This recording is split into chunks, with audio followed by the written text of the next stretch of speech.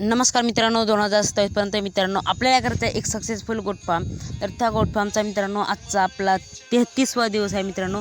आणि बघू शकता आजच्या व्हिडिओमध्ये मित्रांनो आज तुम्हाला सांगणार आहे की आपल्या बकऱ्यांसाठी व गायीसाठी वावरामध्ये गवत कोणकोणते लावलेले आहे.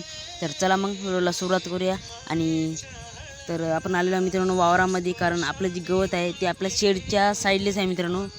तर कोणकोणते गवत लावलेले आहेत तर चला मग हे आहे मित्रांनो, आपण अर्धा एकर गवत लावलेलं आहे. जास्त आपण प्रमाणात लावलेलं नाही, कारण आपल्या बकऱ्या कमी असल्यामुळं. तर बकऱ्यासाठी मित्रांनो आपण लावलेलं आहे हे वालं गवत. बघू शकता पूर्ण हिरवंगार आहे. तर या गवताचं नाव कोणतं आहे तर या गवताचं नाव आहे मित्रांनो दशरथ गवत. बघू शकता हिरवा एकदम पौष्टिक चारा मित्रांनो आहे. जे सुबाबर असते त्याच्या टाईपच असते, फक्त त्याला काटे येते, याला काटे येत नाही. आणि शेवटपर्यंत मित्रांनो खालपर्यंत बुडापर्यंत हिरवंगार असते आणि एकदम नरम कांडे असते आणि पाणी दिले की वाढत राहते मित्रांनो. असं आपण बकऱ्यासाठी लावलेलं आहे.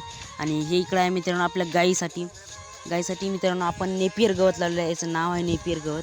गाईसाठी आपण जास्त लावलेलं नाही, कारण एक दोन गाय आपली, जास्त गाय एकच आहे मित्रांनो, त्यासाठी म्हणून आपण कमी लावलेलं आहे. पण पुढं मग आपण जास्त प्रमाणात लावू. तर हे आहे नेपियर. बघू शकता एकदम हिरवंगार खालपर्यंत. आणि याची जर आपण कापणी केली मित्रांनो, कापणी केल्याच्या नंतर पुन्हा वाढत राहते. बघू शकता आपण इथं कापलेलं आहे बूड, आणि पुन्हा हे पाणी दिलं की मित्रांनो कोंब येते. आणि तिकडं कापणीसुद्धा चालू आहे. बघू शकता ते वाढलेलं आहे जास्त, म्हणून ती आपण कापणी करत आहोत. तर आजचा व्हिडिओ तुम्हाला कसा वाटला मित्रांनो मला कमेंटमध्ये नक्की सांगा. आजच्यासाठी व्हिडिओ भेटू पुढच्या व्हिडिओमध्ये. धन्यवाद.